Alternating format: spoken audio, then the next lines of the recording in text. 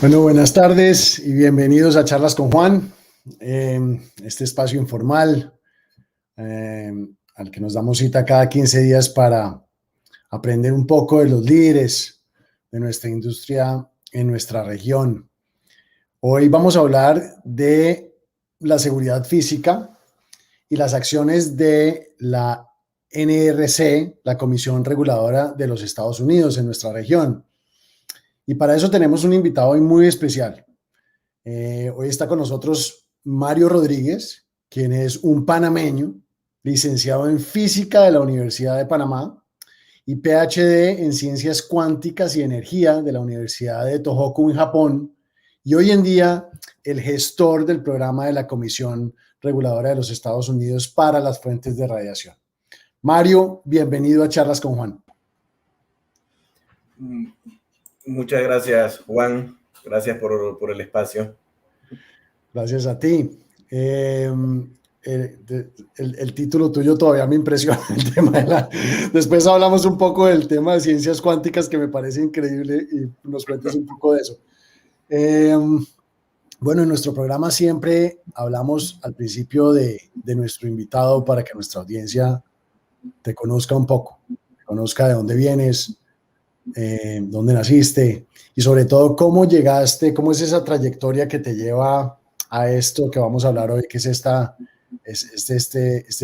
gestión de la NRC en nuestra región. Claro. Bueno, Juan, yo pues como lo dijiste al principio, panameño, nací en un sector rural en Panamá, una provincia, se llama Veraguas. Bueno, estudié física en la Universidad de Panamá y luego con una beca del gobierno de Japón fui a estudiar a la Universidad de Tohoku en la ciudad de Sendai, en Japón. Sí. Una ciudad hermosa, por cierto. Debe ser, sí. Ahí empecé a ver el tema de, bueno, ya que en la Universidad de Panamá había visto algo de radioactividad y fuentes de radiación, pero ahí fue que realmente empecé a ver el tema de fuentes de radiación y mi título lo obtuve, la tesis doctoral fue en tomografía por emisión de positrones. Claro. Seguí en esa área y luego me vine a Panamá y obtengo la acreditación para ser oficial de protección radiológica en un programa que ya estaba siendo financiado por el NRC. Y ahí conocí a las personas del NRC, pues quedé, como lo mencionas, de alguna manera coordinando el programa para las regiones de Latinoamérica y África, este programa de asistencia del NRC. ¿Y cuál era el programa en el que estaban, que tú los conociste? ¿Ellos estaban, en qué programa estaban ellos? El NRC de hecho todavía financia un programa de maestría en protección radiológica aquí en Panamá. Y yo fui estudiante de ese programa. Okay. Y ahí, pues en la graduación, conocí a las personas del NRC y me hicieron la oferta de trabajo porque ya el programa estaba creciendo mucho. Entonces ya necesitaban más personas. Y había un interés en Latinoamérica importante, sí. Y por eso necesitaban más gente. Exactamente. Y África también, pero tu gestión también incluye África. África al principio de mi trabajo con el NRC, África todavía no había tanta actividad en África, pero por ejemplo, actualmente en África hay muchísima actividad en lo que hacemos en el NRC. Interesante. Con el NRC.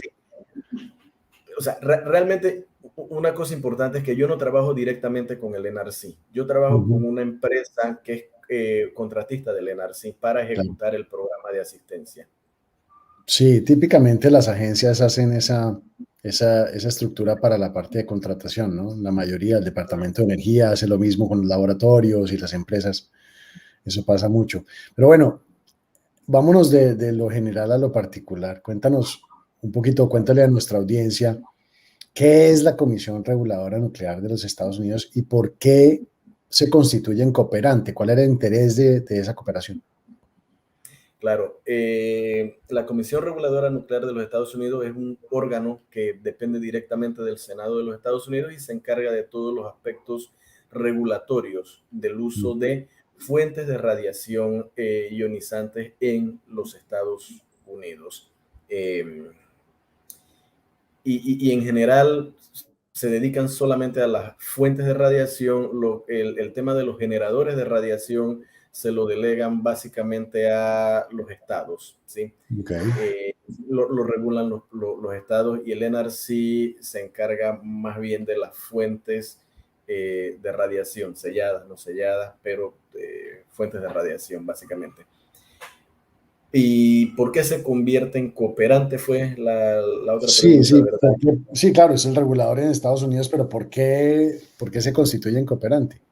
Sí, los, tuvieron muchos, hubo una época en la que los Estados Unidos, sobre todo en el área de los reactores nucleares, tuvieron muchos incidentes, de los Ujú, cuales aprendieron muchísimo también. claro. Entonces, la idea en un momento fue que debido a la experiencia que tenía acumulada, la amplia experiencia que tenía en el área de reactores, eh, consideraron que podían apoyar a los países que estaban iniciando sus programas nucleares, eh, enseñándolos, compartiendo las lecciones aprendidas para evitar incidentes y futuros accidentes, sobre todo en los reactores. Eso después, luego, en la interacción con los diferentes países, también surgió la necesidad de trabajar en fuentes de radiación y el programa de asistencia actualmente contempla ambas. O sea, no eran Reactores, solamente los reactores, sino también los materiales nucleares, claro, digamos. Okay. claro, correcto. Ok. Y entonces, ¿cómo nace esta iniciativa de la cooperación? ¿Cómo se empieza a gestar esta cooperación? Bueno, en base a esa experiencia ya ganada, pues se inician estos dos programas con los cuales nosotros trabajamos, uno enfocado en fuentes y el otro enfocado en los reactores. Ok. Y se empezó, en la parte de las fuentes se empezó en los reactores para evitar incidentes con Ujú. reactores. Y en las fuentes inició sobre todo para atacar el problema de muchas fuentes huérfanas que Claro. existían en diferentes lugares del mundo, ¿sí? Ok. Eh, y por ahí se trabajó mucho en el tema de ubicación, detección y recuperación de fuentes huérfanas, repatriación de las fuentes huérfanas. El tema de la implementación del código de conducta fue un factor también del código de conducta del OIEA para fuentes de radiación. Esa implementación de ese código fue un factor también determinante para trabajar en fuentes de radiación y se trabajó mucho, también se empezó a trabajar mucho y de hecho todavía trabajamos mucho en el tema de inventario de fuentes. ¿Por ¿Y qué? tocaban los temas de la Organizados. chatarra? Ah, perdón, los temas de la chatarra me imagino que también. Eso va incluido de lo que se hace. ¿Sí? Ok. Entonces empiezan enfocados más que todo en la parte de las fuentes, eran enfocados más que todo en las fuentes huérfanas, ¿cierto? Y en Sí, reactores, ¿y el otro foco cuál era? Dijiste que eran dos focos, reactores. reactores. Y en la parte de Mm. reactores era más en qué área? En la Eh, incidente. me- bueno, en la parte de reactores era manejo de incidentes, sobre todo manejo de incidentes y digamos, el establecimiento de un programa fuerte de protección radiológica que evitara la ocurrencia de accidentes. Y a De esos incidentes. programas tenían en ese momento, esos programas tenían algún elemento de seguridad física. Bueno, como tal, no hay, por ejemplo, nosotros como como programa de asistencia no nos enfocamos específicamente en seguridad física de manera general, sin embargo, sí de manera específica. Es decir, que nosotros, por ejemplo, si nosotros tenemos que proveer asistencia en un tema específico, Sí. y para el órgano regulador el tema de seguridad física es un tema de interés, entonces atacamos el tema de seguridad física también. Ok. Y en cuanto al tema al código de conducta, al código, ¿cuál fue el tipo de asistencia que prestaron? El código de conducta, uno de los elementos quizás más interesantes para nosotros en el código de conducta era digamos, la recomendación a los diferentes países, a las autoridades reguladoras, de que contaran con un registro nacional de Ok, fuentes de radiación, fuentes generadores de radiación.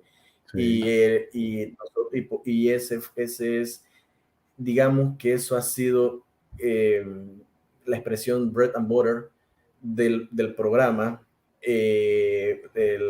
la creación, digamos, del desarrollo de este inventario de fuentes. que es un tema mucho más difícil hacerlo que decirlo, ¿no? Tiene un reto gigantesco, ¿no? Sí, sí, desde muchos puntos de vista es un reto, empezando con la carencia de recursos financieros en el país para moverse a los diferentes lugares donde necesitan moverse para registrar las fuentes. Luego, si tienes eso resuelto, tienes el problema también no, si no hay una, digamos, no hay una regulación fuerte en el país en materia de protección y seguridad radiológica, eh, hay que pelear bastante con los usuarios para que te den acceso a las fuentes y que el Claro. órgano regulador tenga la capacidad de registrar la fuente. Y esos eran los más grandes retos que ustedes encontraban, porque eso es un problema directamente relacionado con la seguridad, ¿no? El tema del inventario, del registro, pues está directamente relacionado a la Claro, seguridad física. claro, es que esa siempre fue la primera etapa, ¿no? Tienes un inventario de fuentes, sabes lo que tienes, desde el punto de vista de órgano regulador, ¿verdad? Sabes lo que tienes, entonces viene el tema de que ya sabes qué es lo que estás regulando y entonces empiezas a establecer digamos, empiezas a dar seguimiento de cerca a las fuentes específicas de radiación que tengas en el país. Y una de las cosas que hay que ver, porque, a ver, eh, la seguridad física hay que verla. Entonces, una de Claro. las cosas que hay que ver es la seguridad física, y el inspector definitivamente que al hacer las inspecciones le va a decir al usuario, le va a girar algunas recomendaciones en torno a la seguridad física si amerita. Claro. ¿Y este no es un safety requirement? También del safety, la parte del inventario, De, la parte del registro, porque pues se enfocaban en la parte del registro y en la parte, o sea, ustedes se enfocaban desde el punto de vista de safety o desde el punto de vista de seguridad física, safety. desde el punto de vista de safety. Desde el punto de vista de safety, a ver, no es un requisito realmente el tener el inventario de fuentes. No es un requisito. A ver, es que aquí hay también un tema un poco complicado, digamos así. No es un requisito. Sin Ajá, embargo, el OIEA sí, utiliza por ejemplo, el RACIMS, el sistema este para sí, identificar digamos, el nivel de protección radiológica de los diferentes países, y en el RACIMS sí aparece el inventario de fuentes como un elemento, digamos, esencial hacia el crecimiento del país en materia de protección radiológica.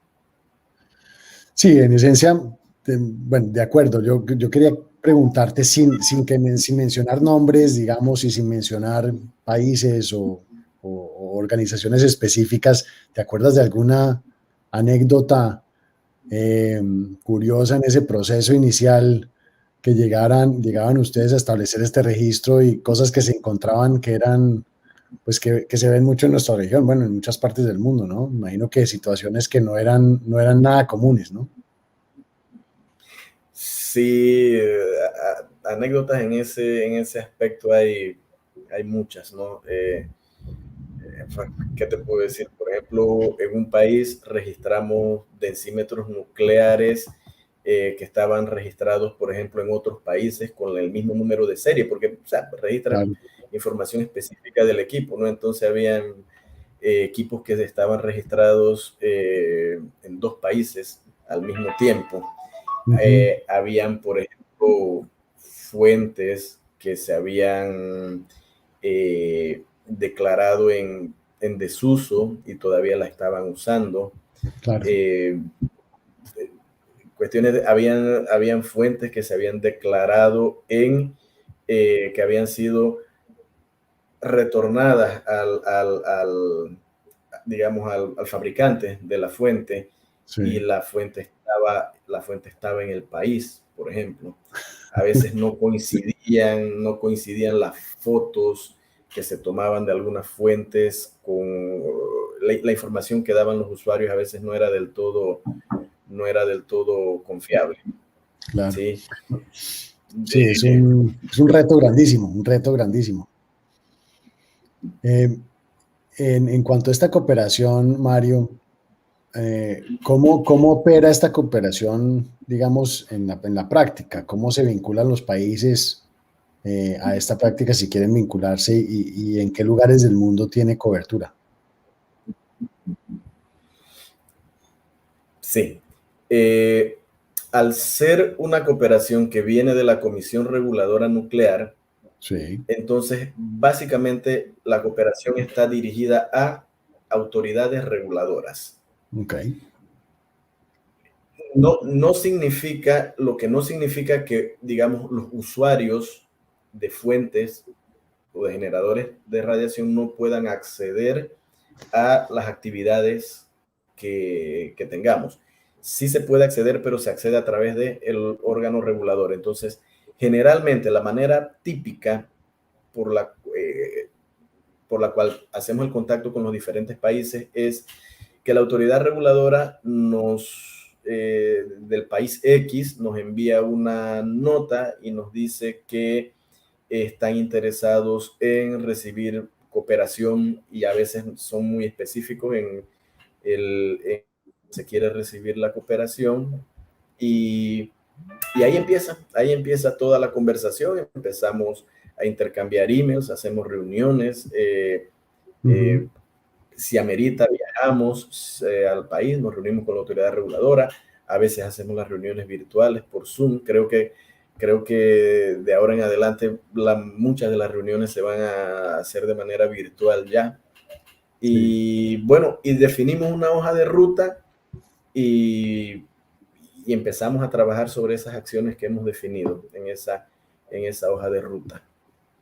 Bueno, entonces, entendiendo esto, la primera área de cooperación con la que empezaron se enfocó en el tema de inventarios, ¿cierto? Se enfocó en el tema de inventarios, que desde luego es importantísimo o de vital importancia pues para la seguridad física. Eh, ¿Y cómo ha evolucionado después de eso? Después se enfocó primero en la parte de inventarios. ¿Cómo ha evolucionado esta cooperación entonces? Perdón, Juan Pablo, ¿me puedes repetir la pregunta? Que como que perdí la comunicación ahí un poquito. Te preguntaba que, entendiendo que empezó la cooperación con el tema de inventarios, te preguntaba que cómo ha evolucionado después de eso la cooperación. Sí, interesante la pregunta, porque nosotros iniciamos con el inventario de fuentes y naturalmente hemos empezado a trabajar básicamente por ejemplo, en el desarrollo de regulaciones específicas para, digamos, algunas prácticas. Por ejemplo, digamos, un país determinado nos dice, oye, registramos una fuente de radiografía industrial, pero no tenemos en nuestro marco regulatorio no tenemos requisitos específicos para la práctica de radiografía industrial.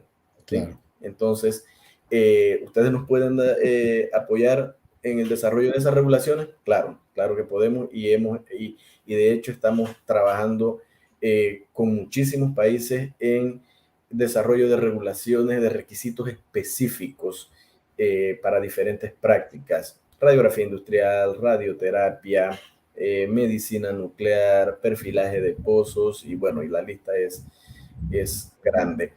También hemos recibido, por ejemplo, hemos conversado con diferentes países y ha surgido en varias ocasiones la necesidad, digamos, de consultorías técnicas específicas. Por ejemplo, un país X nos dice, ok, tenemos un problema aquí tenemos una situación que tenemos un usuario que nos ha enviado toda la documentación para licenciar un ciclotrón, por ejemplo, para uso médico. Sí. Y la verdad, nosotros nunca hemos licenciado un ciclotrón y es la primera vez que estamos en este proceso de licenciamiento. ¿Nos pueden apoyar? Entonces, nosotros pues ubicamos a nuestros expertos y se les brinda el apoyo desde el punto de vista de, o sea, revisamos en conjunto la documentación y le decimos, bueno, nosotros pensamos que la documentación que les han enviado pues está muy buena, pero sería bueno que el usuario ampliara un poquito en este aspecto o en el otro aspecto, ya sea, y muchas veces es el aspecto de seguridad física también, que quizás es uno de los aspectos que digamos, el usuario de las aplicaciones para las licencias es un poco más débil en la parte de seguridad física, por ejemplo. Pues eso es lo que te iba a preguntar en cuanto a porque en este apoyo que dan ustedes a la parte de la infraestructura legal y reglamentaria, ¿cuál es el apoyo específico para el tema de seguridad física? ¿Qué tipo de apoyo dan y cómo lo dan? No, por ejemplo, básicamente es ayudarle al órgano regulador a establecer los requisitos desde el punto de vista de cómo lo hace el NRC. Entonces, desde ese punto de vista, entonces le decimos, bueno, en el NRC lo haríamos de esta manera, les pediríamos estas cosas al usuario. Ok, ya entiendo. Otra cosa que vi, Mario, es que esta iniciativa también apoya un curso de posgrado en español, ¿no? Sobre protección radiológica, apoya talleres sobre la protección de las fuentes de radiación, capacitación en el trabajo de los inspectores en modelos especializados, talleres enfocados pues al aseguramiento, que era lo que estabas hablando, ¿no? De la calidad de los rayos X médicos. Cuéntanos un poquito sobre el curso de seguridad física, que es el que tienen y cuál es ese enfoque que tiene ese curso de seguridad física. Sí, al principio creo que mencioné un poquito la parte de que nosotros no tenemos un curso, digamos, específico de seguridad física, sino que lo incluimos dentro de otro curso, digamos, un poco más general. Por ejemplo, nosotros ahora pronto vamos a dar un curso de densímetros nucleares, protección radiológica para densímetros nucleares portátiles. Sí. ¿Sí? Entonces, al definir los temas que debía cubrir ese curso con la autoridad reguladora que nos los pidió, al definir los temas específicos que se debían cubrir, ellos nos pidieron la parte de seguridad física, cómo el NRC ve el aspecto de seguridad física en densímetros nucleares. Entonces el NRC viene y dice, ok, pues eso lo incluimos dentro del curso y el experto que desarrolló el curso incluyó aspectos de seguridad física, por ejemplo, pues, de 2 barreras de seguridad física mínima para un densímetro nuclear deben ser presentadas a la hora del licenciamiento, por ejemplo, ese es el tipo de, digamos, de entrenamiento en seguridad física que nosotros damos. Lo incluimos dentro de, por ejemplo, seguridad física para densímetros nucleares, lo incluimos dentro del curso de protección radiológica más general para el uso de densímetros nucleares.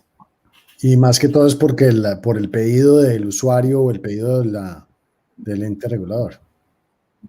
Sí, nosotros básicamente funcionamos así, funcionamos funcionamos en base a las diferentes autoridades reguladoras, los diferentes partners con los que trabajamos. Y los estudiantes, por ejemplo, nuestros de Isótopo, ¿podrían acceder a cursos de estos o a módulos que tienen estos cursos de ustedes? ¿O no pueden acceder estudiantes? Sí podrían acceder. Creo que quizás la vía más fácil sería a través de las autoridades reguladoras de los diferentes países de los estudiantes. Ok. Cuando tengamos un curso, nosotros generalmente invitamos a las autoridades reguladoras. Entonces, las autoridades reguladoras, si lo consideran prudente, entonces pueden invitar a las personas que ellos lo consideren necesario. Porque, a ver, muchos de estos entrenamientos que nosotros damos se benefician las autoridades reguladoras, sí. Sin embargo, la autoridad reguladora puede ver un beneficio claro en su operar, en su manera, en su accionar día a día, si entrena también no solo a sus colaboradores, sino también a los usuarios de las fuentes de radiación en el país.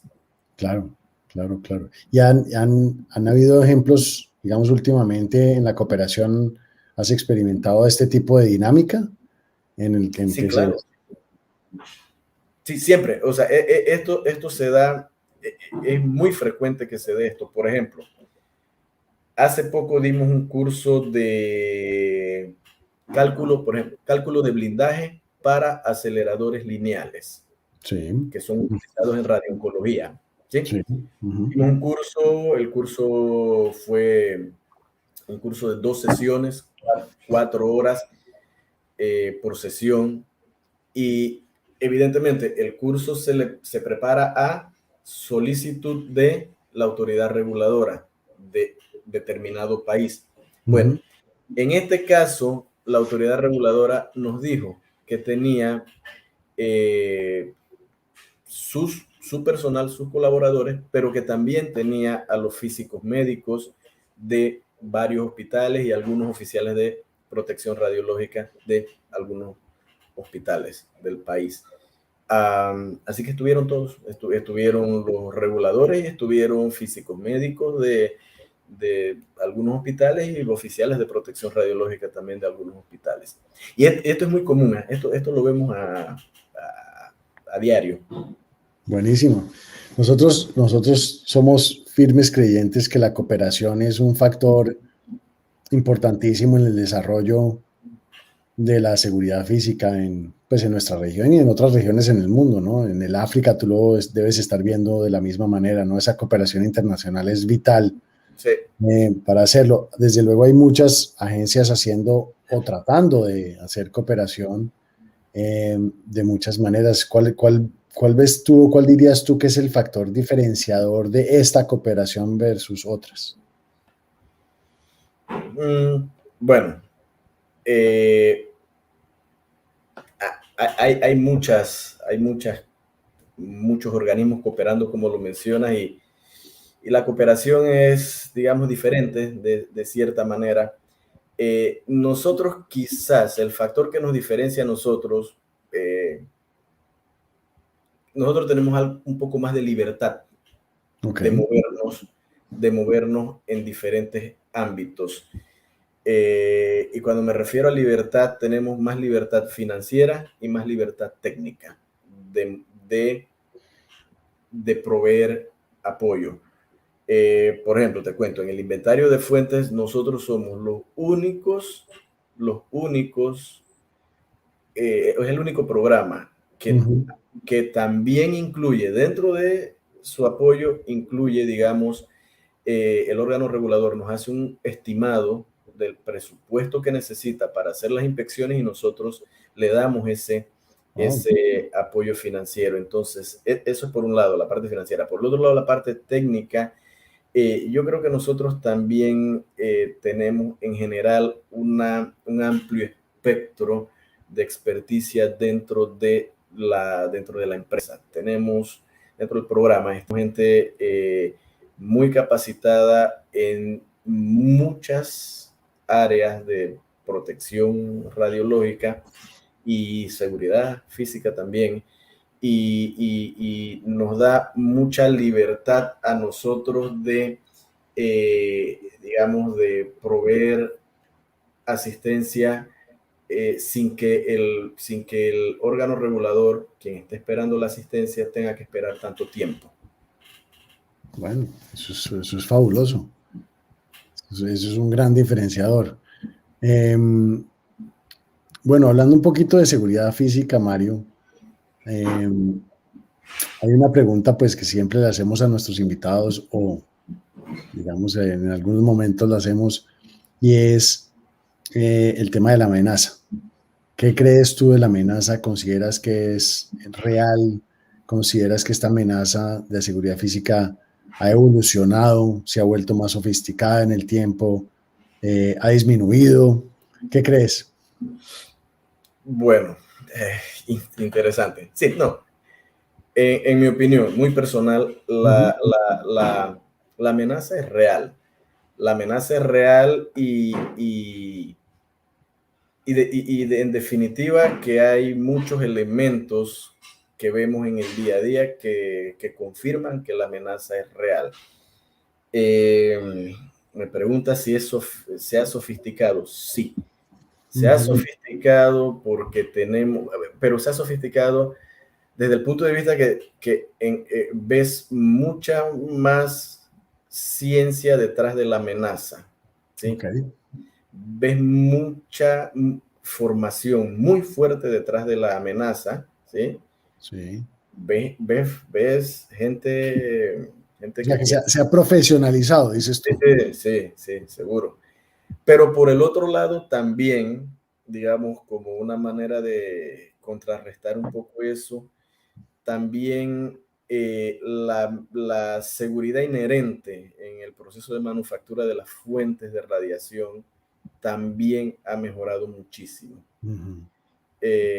Y por ejemplo, ya en el tema de fuentes, por ejemplo, de cesio, que digamos es uno de los isótopos más codiciados, para usos inadecuados. Sí. La tecnología de fabricación de fuentes de cesio ha mejorado impresionantemente también. Bueno, y tocando ese tema, y tal vez llegando al final de nuestra entrevista, pues nos quedaríamos aquí hablando de este tema que me parece apasionante. Eh, Actualmente se está trabajando mucho en esa sustitución de tecnologías, de las fuentes radiactivas por tecnologías como rayos X y los aceleradores que mencionabas hace un momento. ¿Qué opinión te merece esta iniciativa? Ah, bueno, es interesante y en definitiva que lo que vemos a nivel mundial eh, es el reemplazo de unidades de teleterapia, de radioterapia, pues, Ujú. por de estas unidades de cobalto por aceleradores lineales. Ese es el panorama general. Sí, Evide- Evidentemente, eso viene con muchos retos y muchas ventajas y desventajas. Como todo, hay sus ventajas y hay sus desventajas. En el caso, por ejemplo, a mí me parece desde el punto general que está muy bien.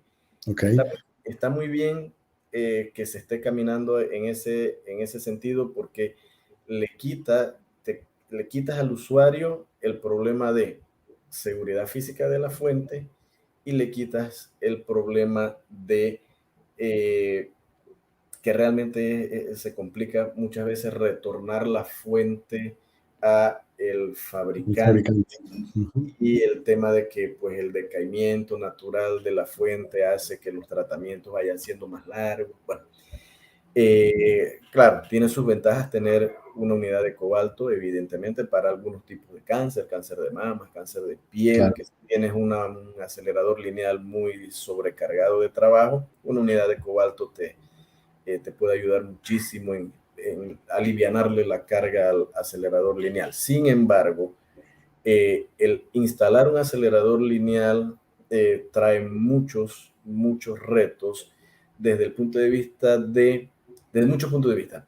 Para empezar, la formación en el país, el recurso humano que tienes en el país tiene que tener una formación fuerte en el uso de aceleradores lineales, control de calidad, Claro. comisionamiento del equipo, planificación de los tratamientos. También encarece mucho la operación del equipo, el costo de operar. De mantenimiento. Mantenimiento es significativamente mucho más elevado que el de una unidad de cobalto, por ejemplo. Entonces, pero dentro de todo, pues si existen las condiciones económicas, bueno, quizás es mucho mejor irse por la opción del acelerador lineal. Pues Mario, quería de verdad agradecerte por darnos estos minutos de tu tiempo. Queríamos, invitándote al programa, especialmente resaltar esa gestión que están haciendo en esa cooperación que creemos que es fundamental para nuestra región, pues es donde nosotros la vemos de primera mano, ¿no? Los organismos que cooperan, y creo que esta cooperación está dando unos resultados muy importantes y da un gran beneficio a los países que han podido acceder a ella, y quería pues darte las gracias por contarnos un poquito de qué se trata, cómo funciona, y cómo los países están utilizando estas iniciativas y esta oportunidad que está disponible a cualquier país, ¿no? Sí, sí. Básicamente trabajamos con países en Latinoamérica, África, países en Asia. Sí. Está abierta a todas las autoridades reguladoras de básicamente todo el mundo, y realmente no es un programa, digamos, restrictivo en cuanto a los temas que podemos abordar. Pues básicamente trabajamos en función de las necesidades de los diferentes países. Si existe la necesidad, pues entonces ese es un tema de trabajo de nosotros también. Pues cuentas con nuestra plataforma para asistirte en cualquier tema que tengas en esta cooperación que creas que podamos ser de utilidad para ustedes. Cuenta con nosotros 100%.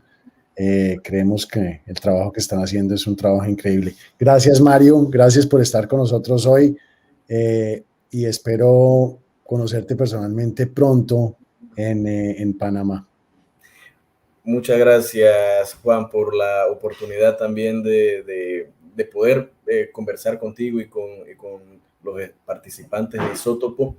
De verdad que es muy interesante la plataforma que tienes, y pues seguramente en un futuro muy cercano podamos seguir haciendo algunas cosas en conjunto. Fabuloso, Mario. Gracias. Que estés bien. Gracias, igualmente. Saludos a todos. Gracias. Bueno, y gracias a todos por conectarse hoy para nuestra charla. Quería despedirme el día de hoy. Hoy me voy a despedir nos vamos a despedir con una invitación muy especial para un evento que viene próximamente en Charlas con Juan.